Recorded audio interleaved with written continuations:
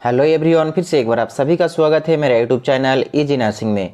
दोस्तों, आज की इस वीडियो में हम लोग 2014 में सप्ली में पूछे गए क्वेश्चन पेपर को सॉल्व करेंगे।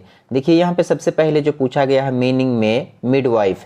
मिडवाइफ का मीनिंग यहाँ पे आप लोगों को लिखा हुआ है, इसे आप लोग लिख सकते हैं। यहाँ पे स्ट्रक्चर में भी आप लोगों को दिखाया गया है। फिलहाल आज मैं इसे एक्सप्लेन नहीं करूँगा क्योंकि इससे पहले वीडियो में मैं इसे ऑलरेडी एक्सप्लेन कर चुका हूँ। अगर वो वीडियो आप लोग नहीं देखे हैं तो उसका लिंक आप लोगों को डिस्क्रिप्शन में दे दिया जाएगा, वहाँ से आप लोग देख सकते हैं। ओबीजी के अलावा MSN 1, MSN 2, child health nursing, mental health nursing और दीगर जो वीडियोज़ है वो सभी वीडियोज़ का अलग अलग अपना सेपरेट प्लेलिस्ट बना हुआ है। मेरा चैनल में जाके आप लोग प्लेलिस्ट में जाके सभी सब्जेक्ट का वीडियोज़ को देख सकते हैं। उसके बाद यहाँ पे आप लोगों को पूछा गया है लाइटनिंग। लाइटनिंग का मीनिंग यहाँ पे आप लोगों को लिखना है the descent of the babies head into the pelvis which signalling the approach of labour called lightning. यानी कि लाइटनिंग एक प्रोसेस है जिसके थ्रू मादर को यानी कि माँ को पता चलता है कि लेबर का प्रोसेस स्टार्ट होने वाला है या स्टार्ट हो चुका है। अब लाइटनिंग क्या है, यहाँ पे स्ट्रक्चर में आप लोगों को दिखाया गया है। ये है आपका before lightning. Before lightning baby का जो सिचुएशन होता है, पोजीशन होता है, इस प्रकार से होता है। लेकिन जब लाइटनिंग के बाद जो बेबी का पोजीशन यानी कि सिचुएशन होता है मादर की बॉडी में, वो इस प्रकार से होता है।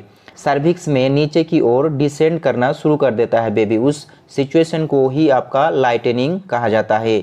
उसके बाद यहाँ पे आप लोगों को पूछा गया है प्रेजेंटेशन।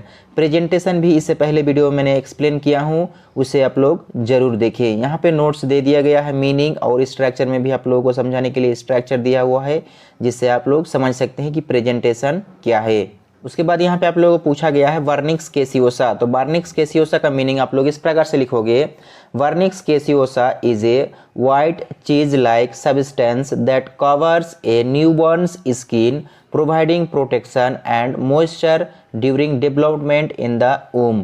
womb का मतलब होता है यूट्रस। जब मादर बॉडी में यानी कि मादर के यूट्रस में, जैसे हम लोग कहते हैं कि माँ के गर्भ में बच्चा डेवलप्ड होता है, तो उस दौरान बेबी के स्किन जो होता है, स्किन में स्ट्रक्चर में आप लोगों को यहाँ दिखाया गया है, जिसका कलर वाइट होता है और चीज जैसा वो चिपचिपा होता है। तो वो जो लेयर बना हुआ रहता है, उस लेयर को ही आपका वर्निक्स केसियोसा कहा जाता है। अब ये लेयर क्यों बना हुआ रहता है, इसके पीछे राज यही है कि बच्चा जो होता है वो माँ के गर्भ में एमनियोटिक फ्लूइड में तैरता रहता है।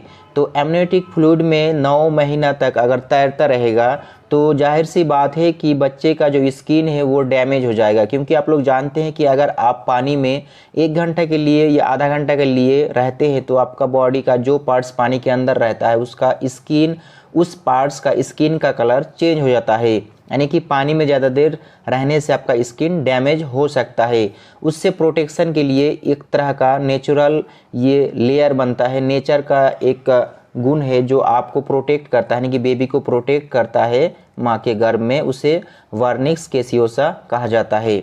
उसके बाद यहाँ पे आप लोगों को पूछा गया है फिल इन द ब्लैंक्स में intermittent painless uterine contraction is called, answer हो जाएगा आपका ब्रैक्सटोन हिक्स कंट्रैक्शन। इससे पहले भी कई बार पूछा जा चुका है ब्रैक्सटोन हिक्स कंट्रैक्शन, तो ये आपका इंपॉर्टेंट क्वेश्चन है।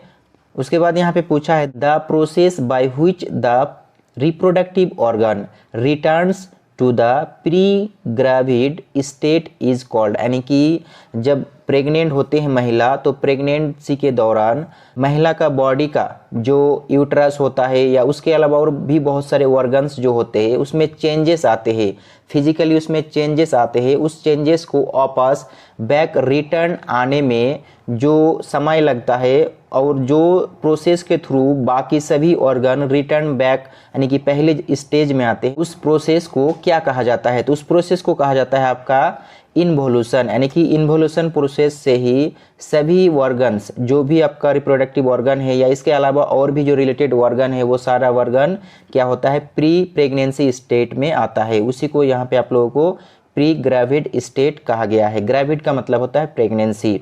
उसके बाद यहाँ पे पूछा गया है space sign is made out by feeling increased pulsation in lateral vaginal fornix.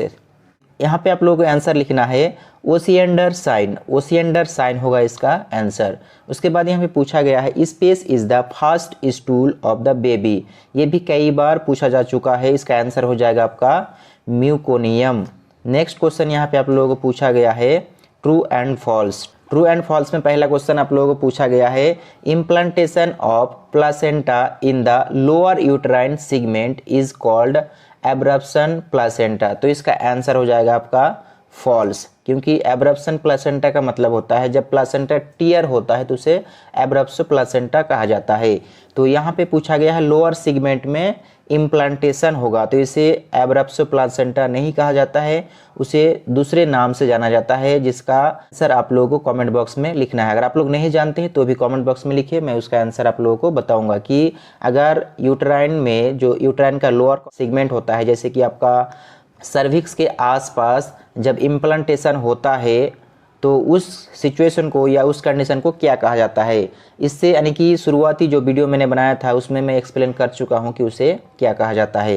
Actual में ये वर्ड यहाँ पे गलत लिखा हुआ है, यहाँ पे होना चाहिए bundles, bundles ring is seen near symphysis pubis, यानी कि बंडल्स रिंग होता है, लेकिन यहाँ पे आप लोगों का क्वेश्चन में जो वर्ड लिखा हुआ है वो गलत है। आप लोग क्वेश्चन पेपर चेक कर सकते हो, यहाँ पे होना चाहिए बंडल्स रिंग, तो इसका आंसर हो जाएगा आपका फॉल्स, क्योंकि बंडल्स रिंग्स जो होता है वो आपका यूट्रस में प्रेजेंट होता है, सिम्फाइसिस प्यूबिस के नियर में प्रेजेंट नहीं होता है।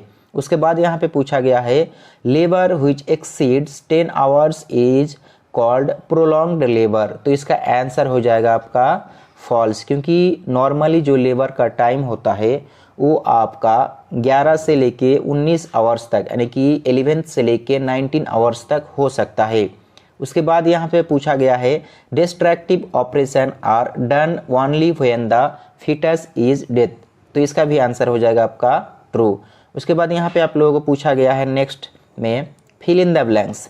फिल इन द ब्लैंक्स में पहला क्वेश्चन है inflammation of the breast is called, answer हो जाएगा आपका mastitis. Next question absence of menstruation is called, तो इसका आंसर हो जाएगा आपका एमेनोरिया, एमेनोरिया का मतलब होता है एब्सेंस ऑफ मेंस्ट्रुएशन।